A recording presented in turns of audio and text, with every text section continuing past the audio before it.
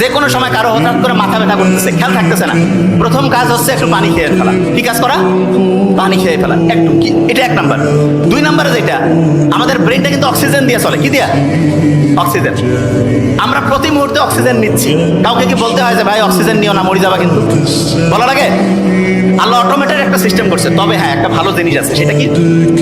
আমরা যদি কেউ বুক ভরে শ্বাস নেই, তাহলে আমাদের যে ব্রেন থেকে শুরু করে শরীরের সমস্ত অংশ ঠিক পরিভাবে অক্সিজেন পায়, তা চাঙ্গা লাগে। এখনই প্রমাণ করছি, এখনই একটু বুক ভরে শ্বাস নিব, এটা আমি করি।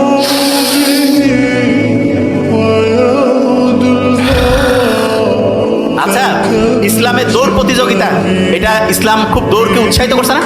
মোহাম্মদ সাল্লাল্লাহু আলাইহি ওয়াসাল্লাম দেখা যেত যে আয়েশা রাদিয়াল্লাহু তাআলা আনহার সাথে হচ্ছে দৌড়াইতো মাঝে মধ্যে। দৌড়াইলে কিন্তু এরকম বেশি পরিমাণ শ্বাস প্রশ্বাস হয় এবং তখন আমাদের ব্রেন ঠিক পরিমাণ অক্সিজেন পায়।